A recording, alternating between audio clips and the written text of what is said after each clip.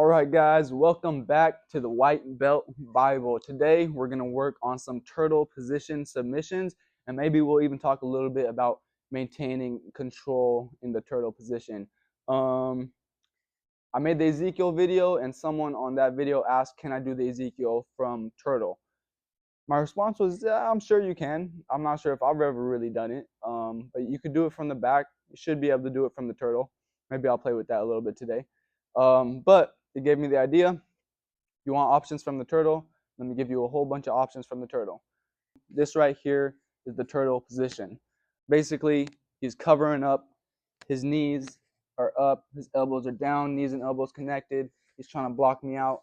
And it's kind of his last kind of desperate attempt to not let me take his back. That being said, jiu-jitsu again is weird. And there have been people who got good at going into this position and actually submitting the person who's trying to take their back. So again, there's all types of stuff in jiu-jitsu.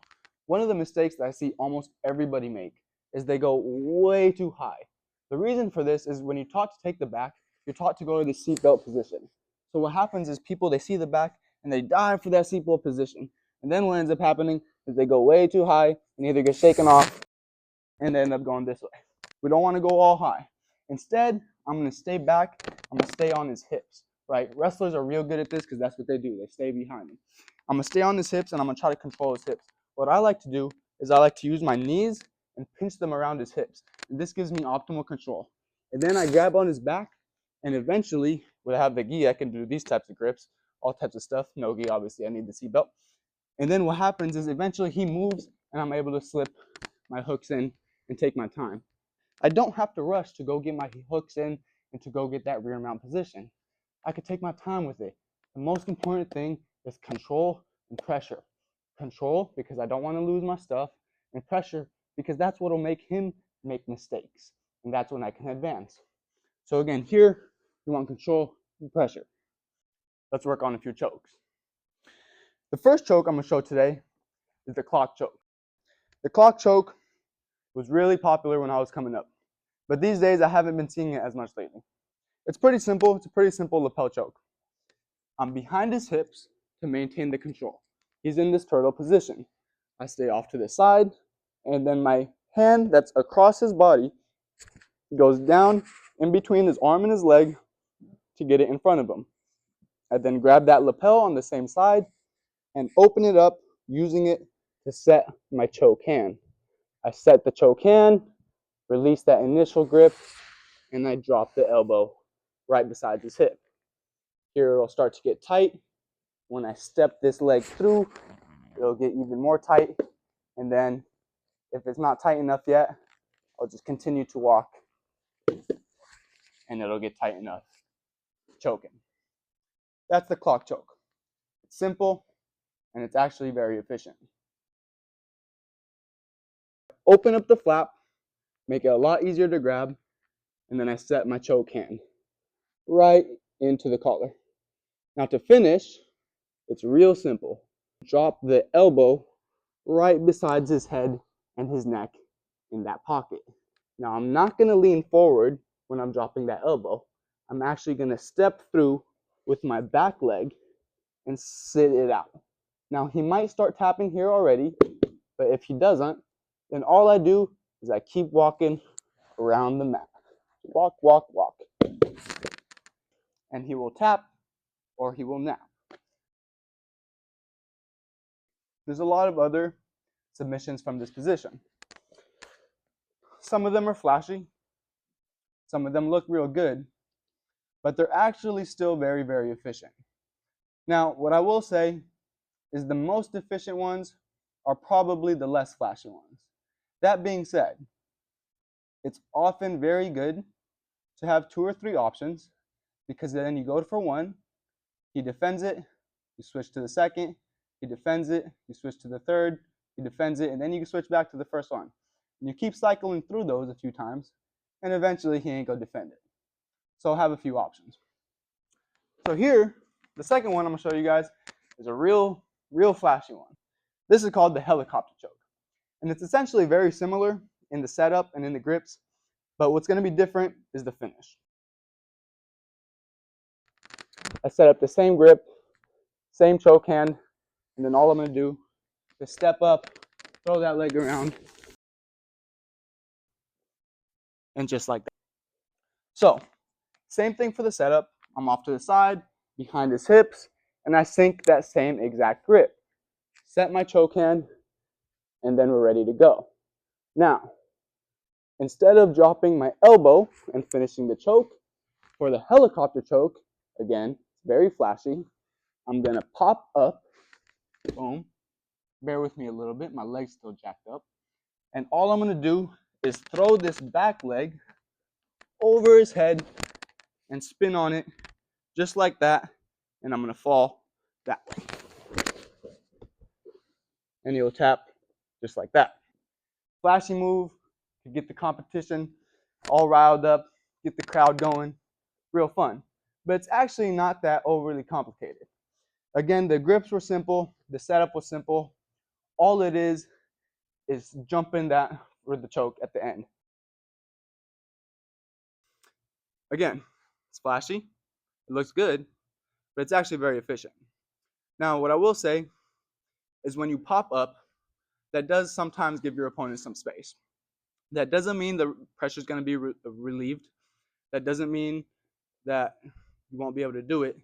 It just means that it'll take some practice to be able to do it in a way that it keeps the pressure on your opponent and without letting him get up and out. And also, that being said, when your jiu-jitsu gets better, every move will be done with less space. When you first start jiu-jitsu, you do any move, you're going to be like a few feet of space.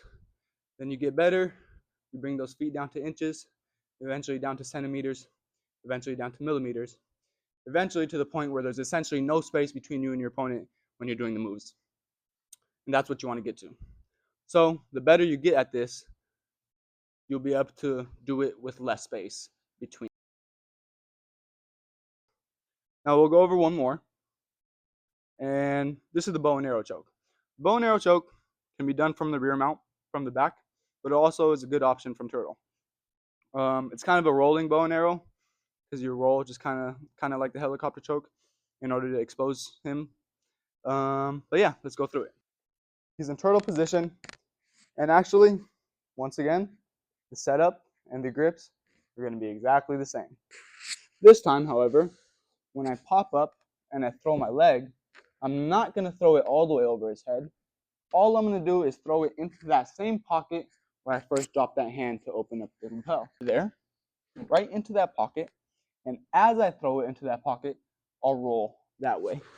So, and here I'll end up taking his back with the bow and arrow grip ready to go. I set it up, sink this hand through, open the lapel, set my choke grip. Simple. Then I pop up, I throw my foot right into that pocket, and I roll right through. As I roll through, I collect his leg, I collect his arm with my leg, and I finish the choke just like that. One thing I will say, I did it very slow, but realistically, right as you throw that foot into the pocket, you want to already be rolling through. And since we're talking about the bow and arrow, let's do it from rear mount real quick. And then again, same thing. Remember how I open up that grip with this hand? My hand's already there. I'm already on his back. My hand's there. I open it up and I sink that grip regularly, like a choke. Now, bow and arrow, options right there. All I have to do, put my foot on this hip, get this other foot across, and then I'm going to hip out to collect his leg, and then I can collect his arm with my leg, and I finish the bow and arrow just like that. Now, I've actually seen people do it many times without actually collecting the arm with your leg, so it's not always necessary, but it does help so that he can't go ahead and grab that choke and fight it. I have my own sort of adaptation of the bow and arrow choke. It's actually my professor's. I'm completely stealing it from him, but I'm going to just call it mine because I'm a thief. But essentially, it's what we call the crossbow. Crossbow. So here's the crossbow choke. Initially, exactly the same thing. I open up the lapel, I sink that choke grip, and then I'm going to go the same motion. However, instead of going for his leg, all I'm going to do is grab this hand right here. That's already right there for me. And then in the same way, I put the foot on the hip, I hip escape, and then I get this angle and I finish it just like a bit differently because now that arm isn't there for me to collect with my leg. However, I already have it with my arm and I already have a better angle and I can finish just like that. I can finish this way or I can finish this way. And that's what we call the crossbow choke. Right, Max? Again, it's jujitsu. It's just the way that your body interlocks with another person's body. It's like puzzle pieces. But puzzle pieces are real specific. They lock together in real specific ways. Our bodies are not specific. They move in weird ways, in all types of different ways. You have all types of different joints. You can align these puzzle pieces in all types of different ways. So that's what jiu-jitsu is. Just figure out the puzzle. And sometimes just make up shit. Try random shit. Make a grip here. What happens if I put this arm here? What happens if I pull this? What happens here? Play with it. That's all. Simple, efficient techniques. Welcome back to White Belt Bible. Let me know what y'all think. Thank you, Max. Good? Cover everything? Yeah, that was awesome. I hope it was recording. Was it? Yes. Oh, thank God. All right, guys. Thanks for watching. We went over a lot of techniques today. The thing I want to say is don't try to learn them all at once. This is the advice that I always give people. A lot of jiu-jitsu gyms, they train a new technique every day. They teach a new technique every day. And then the students are trying to pick up all these different techniques. And realistically, that's not a good way to learn. Sorry. So what I recommend is you pick one technique that you really like and you work on it on Monday and then you work on it for the rest of the week. If you train it every day, work on it for the rest of the week. But you want to work on that technique for at least 5 days. If you don't train every day, 5 days that you get on the mat, work that technique. Once you've worked that technique for 5 days, then you can move on to a new technique and you can kind of put that in your arsenal, put that in your back pocket, and bring it back out whenever you see it. But realistically, if you're trying to learn a technique in one day and then the next day you're moving on and you're learning a new technique, you're going to forget that first one. Or not really forget, but you're not going to get it down in the way you need to get it. So, again, pick one technique, learn it on Monday, practice it every day that week if you're training every day. If you're not training every day, practice the same technique for at least 5 days. Basics, basics, basics. That's how you get better.